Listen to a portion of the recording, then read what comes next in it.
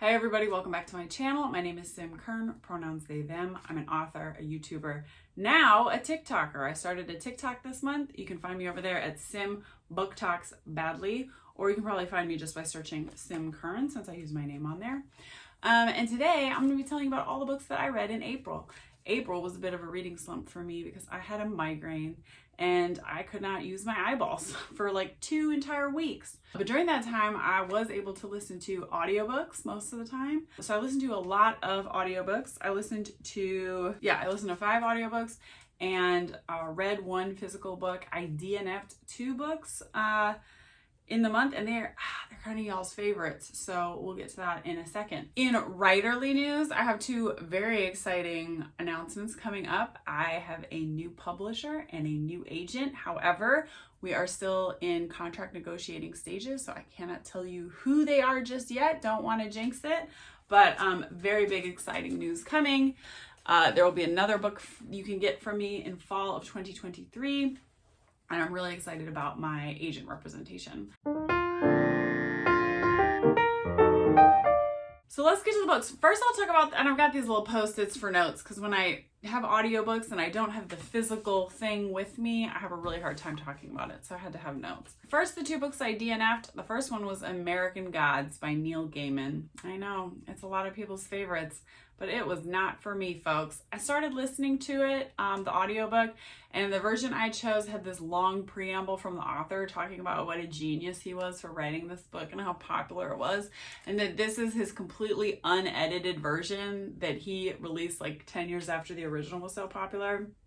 And he was explaining everything he was trying to do with the book, which is basically he, a British white guy, decided to write a book where all the different gods that different immigrant and refugee groups have brought to the United States, and colonizers of course have brought to the United States, along with like the Native American religions that are native to this continent, like all those gods are real, and it's like them doing their stuff and getting by. I don't know, I never got to the plot. I got like a couple hours in, there was no plot. The only female perspective character that we'd gotten in that time was like a sexy sex kitten prostitute, which that goddess who I looked up actually isn't that, so that's a choice Neil Gaiman made. And it just feels really cringy in 2022 for this white man to feel entitled to writing about all of these different religions that he has probably very cursory and tenuous knowledge of. So I understand it was a bestseller at the time, but I ended up just feeling like, and also I was bored. I mean, I just wasn't hooked at all. Like, it was just meandering. Maybe the edited down version is much better. I don't know, but it was not for me, so I DNF'd it. The second book I DNF'd, I do want to try reading in print and or when I don't have a migraine. So that was We Hunt the Flame. Again, I know, don't come at me, it's a lot of people's favorites, but I was listening to it on audiobook, like with this terrible migraine, and there's so much like fantasy names and stuff, and I couldn't necessarily tell how those names were even like spelled based on what the narrator was saying, which makes me have a really hard time remembering them. And I would get like a half hour into it and be like, I have no idea what's going on, and I have to back up and listen to it again. Half hour in, maybe I'd get a little further, no idea what's going on. 4 times I restarted the audiobook trying to understand it. But fantasy is just really tough if it's high fantasy. I mean, I don't know if that book counts as high fantasy, but if there's a lot of world building up front and made up fantasy names, it's really tough on audiobook. And especially if you're not, feeling well and like the sharpest mentally. So I will probably pick up a copy of that in print at some point and try to read it, since I know so many people did love it. And I will probably avoid like high fantasy or high sci-fi audiobook choices in the future, like keeping that in mind. So let's get to the books that I read. I actually had a fantastic reading month though for all the books that I did finish. And even though I was listening to most of them on audiobook, it was a really good month. I started off with something I knew would be a hit, which was Kindred by Octavia Butler. I'm an enormous fan of Octavia Butler's Parable of the Sower and Parable of the Talents, which someone in my book club chose Parable of the Sower. This is my IRL book club for our book this month. And I was like, well, I've read that twice. So I'm going to read something else by Octavia Butler and just kind of compare and contrast. So I read Kindred, which of course I've been meaning to get to for a long time. The audiobook was narrated by Kim Staunton, who did a fantastic job with all the voice, like did different voices for the different characters, but it never felt like fake or cheap, doing all these like Southern old-timey like slave owner voices, plus being able to do like the modern day people's voices and the slave voices in the past. That was incredible. So I'm getting ahead of myself. The plot of the book is Dana Franklin is this woman. She's in her like mid-20s, I think. It's her birthday, and all of a sudden she gets sucked into the past and is saving this little white boy. I forget what the first time she saves him is. Anyways, she starts getting sucked into the past every single time this little white boy is hurt. The white boy is the son of a plantation owner, and it turns out this white boy is like her great-great-great-great-great-great-great-great-great-grandpa or whatever. Maybe not that many greats. Anyways, he's an ancestor of hers, but she feels like she has to help keep saving this boy, otherwise she won't exist in the present.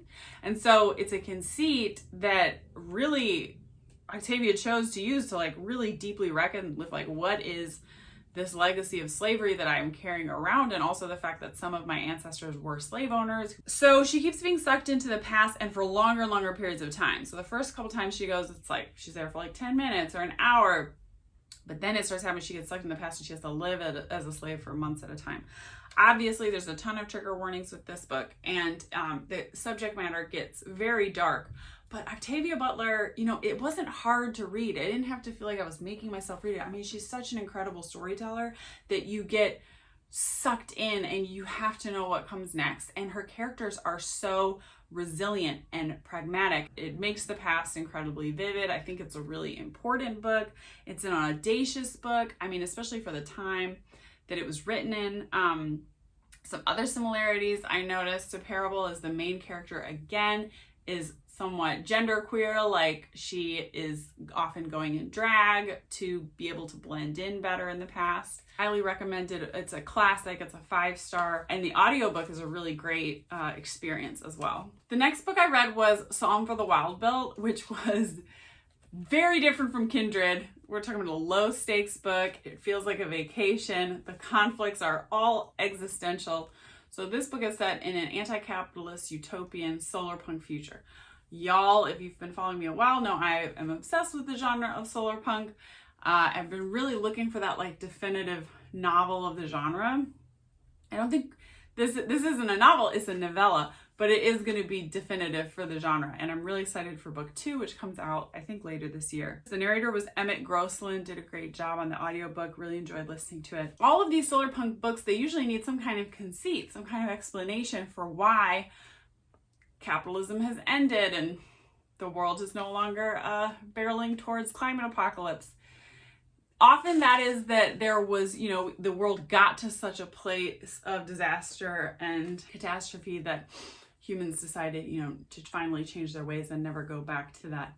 This one has a different conceit that's much more fantastical, but I really enjoyed it, which is the idea that one day, just out of the blue, all of the robots on the earth, so basically like everything smarter than a toaster, became sentient, and they wanted to go off and do their own thing.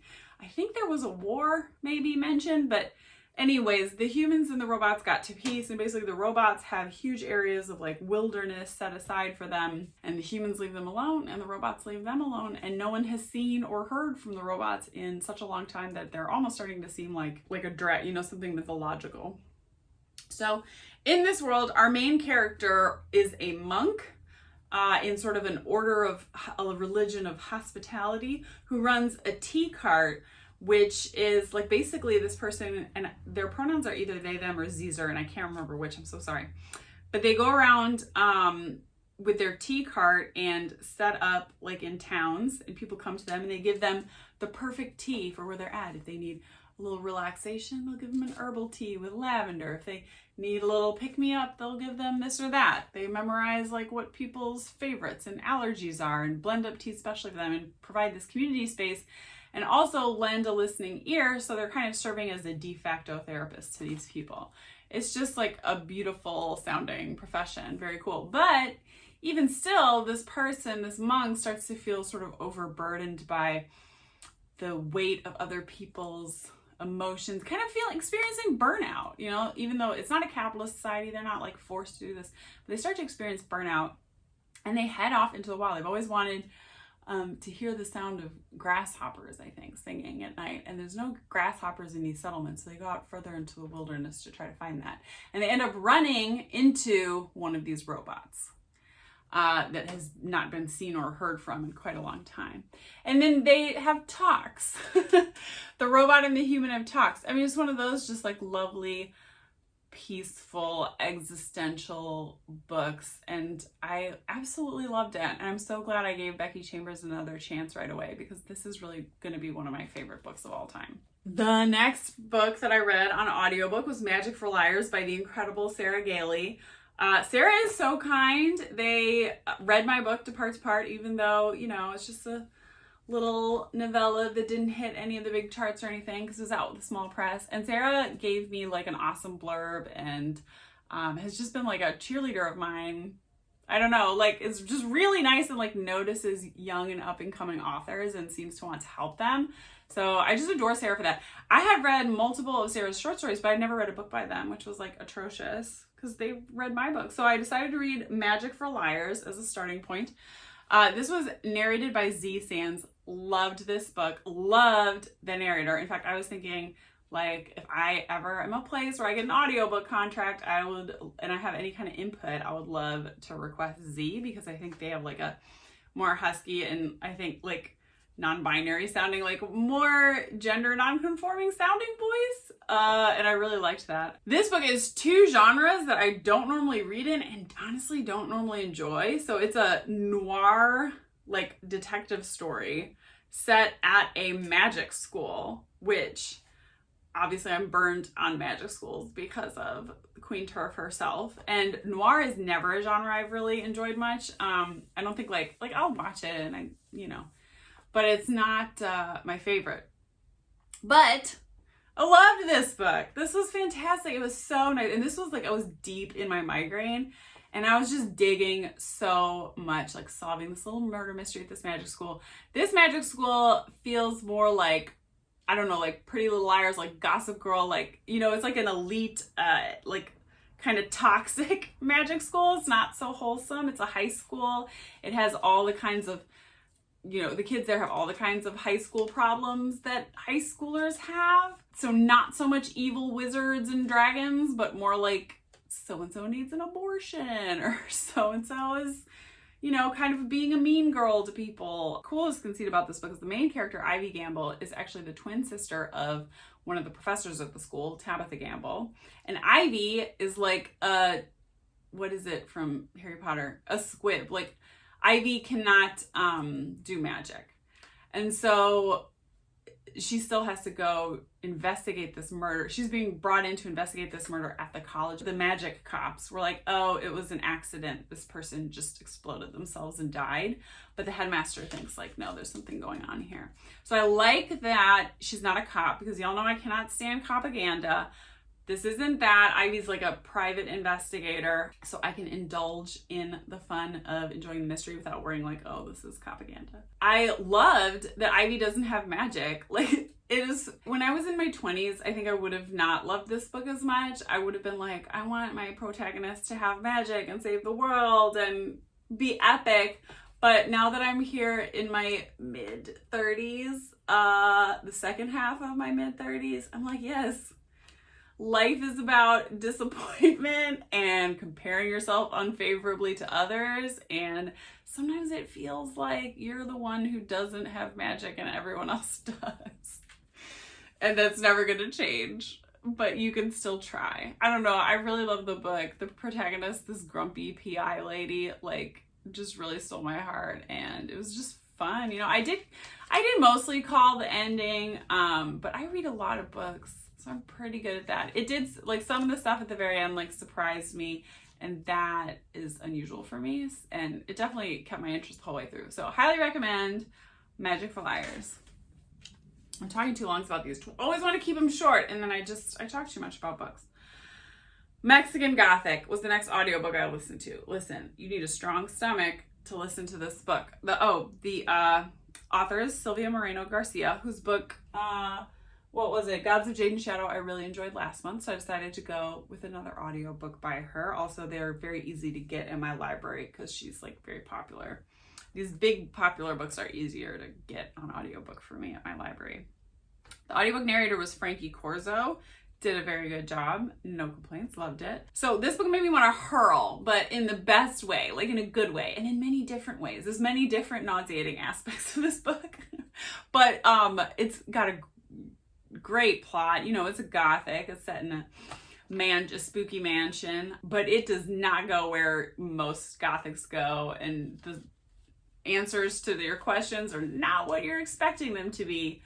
It's pretty wild and often sickening, but again, in like a good way.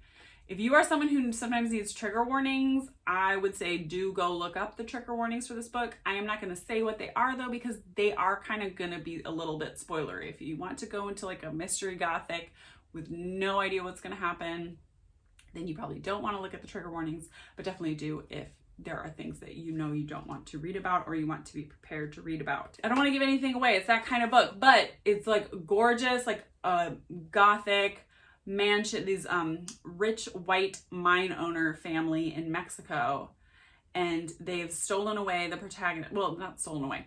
The rich white son, super handsome, married the protagonist's cousin, who she was really close with as a child. And since then, no one has seen or heard from the cousin, but they get this strange letter of the cousin saying like she's not well and they're being awful to her and someone please like come get her. So the protagonist has to go save her cousin and find out what's going on in the spooky mansion. And it's very spooky and gross, but good. The last audiobook that I read through to the end was The Death of Vivek OG by Akwaeke Emezi. And the audiobook narrator was Yetide Badaki Chukwudi. Sorry if I did not say those names right. Okay, this book, everything about it was fantastic. The audiobook narrator was incredible. Often listen to this book when like picking up my daughter, and I let her play on the playground and I like walk laps around the playground on this little track they have there, and I was like crying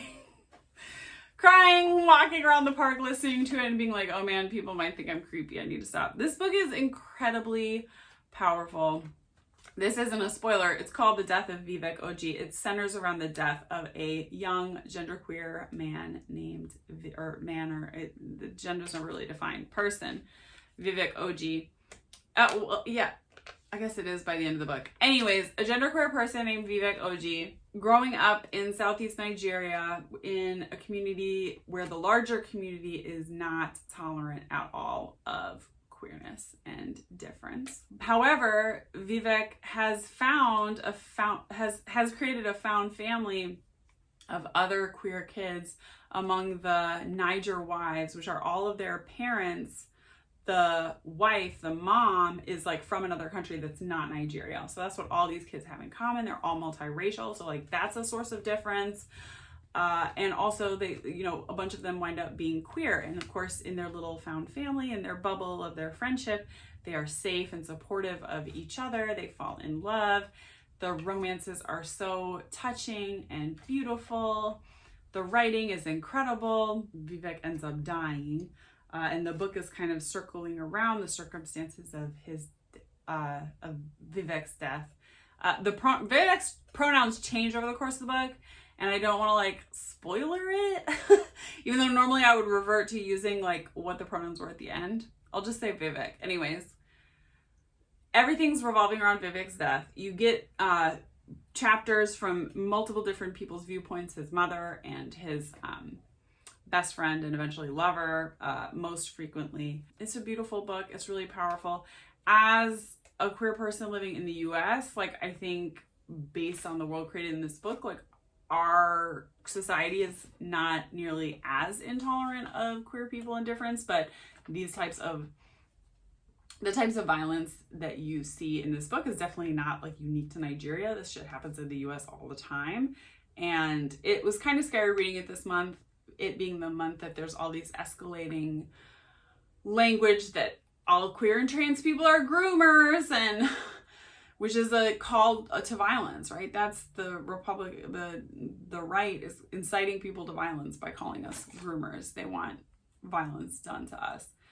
And so it was a particularly scary time to be reading this book, but also a really powerful and important story that needs to be told. And I'm glad I had the experience of reading it. Definitely like a 5-star book. The last book that I read, the only print book I managed to read this month, was Gray Bees by Andrei Krokov, translated by Boris Dralyuk, and Boris did a great job. This is a book I told you about in a previous TBR. So the main character, Sergei Sergeyevich, lives in Donbass, which was the gray zone, the contested region between the Russian and Ukrainian forces from 2014 until the outbreak of the Russian invasion that happened, 2 months ago now? So Sergei is a beekeeper living in this region. Sometimes, bombs fly over his head, but never have landed on his farm. This is his ancestral home, so he is very loath to leave, although everyone else in his village has left except for one guy. This book is a really slow start, but at no point was I not enjoying it or bored. It's just slow because the first 100 pages or so of the book is him living alone in this abandoned village, sometimes seeing his neighbor. He has interactions with soldiers both on the Ukrainian and the Russian side. But eventually when spring, and it's winter, so it's just cold and survival, and I wasn't bored. It really picks up though in the spring when the shelling sort of increases, and he's really worried that the shelling is going to scare off his bees and he's going to lose his bees. And his bees are his family. He has an ex-wife and a daughter who left him and moved to another city. So he's been left alone, and his bees are his family, and his love for his bees is very tender and touching. So he ends up going on a journey into both the Ukrainian side and then across the gray zone again to the Russian controlled Crimea. And there's a lot of moral complexity in this book. It's not good guys and bad guys. While he's in, the Ukrainian side, he has an unfortunate encounter with a guy with PTSD from the Ukrainian army who sees him as the enemy because he is from the Russian-speaking region of Donbass. When he ends up going to Crimea, though, to visit a Tatar friend of his who had been a beekeeper that he'd known 20 years before, he finds out that the Russian army basically had disappeared his friend and is treating the ethnic minority of the Tatars in that region very terribly. It's almost like the book Kindred, where the protagonist is completely just he's so wholesome in this very violent, corrupt world. He's just y'all, I just need a spot to have my bees chill out. I just want my bees to be happy. And everywhere he goes, everyone has sort of, violent agendas or political agendas that he is getting wrapped up in. And he, just wears his heart on his sleeve. And unfortunately, that winds him in a lot of trouble with the Russian military. It's a beautiful book. It's a pacifist book. It is just absolutely gutting, too, to finish the book. And everything's sort of settled down. And, okay, Sergei made it back home. And the bees are going to be okay. And then knowing that a few years after when this book was supposed to be set, Russia is going to try to completely invade and take over Ukraine, and all the regions that he traveled through in this book where there was relative peace, now there is war everywhere. And there was no refuge in Ukraine for Sergei. So that made it incredibly, gutting and powerful, but I think this is a really important book. I think a lot of Westerners who don't have a good grasp of what the cultural dynamics in Ukraine were between 2014 and 2020 should read this book if you want to kind of gain that insight and that understanding. And it's just a marvelous piece of literature. I mean, it's a bit slow and stately, the prose is incredibly beautiful. You get so deep inside Sergei's head. I enjoyed reading it, and once I got to the midpoint of the book, I just read it in one night. I couldn't put it down. Okay, that ended up being so much longer than I wanted it to be. Every time I film one of these, I want it to be short, and it's never short because I have so much to say. If you made it to the end, thank you so much. I hope you will like and subscribe. I probably won't be posting these TBR and wrap-up videos as regularly over the summer, if at all, because my kids don't have childcare over the summer. We're traveling some. It's just, more chaotic and tougher to create the content. But do check me out on TikTok because those are shorter and more manageable to create, and I will probably be posting what I'm reading on a more rolling basis over there. So that's it for me. Have a great May.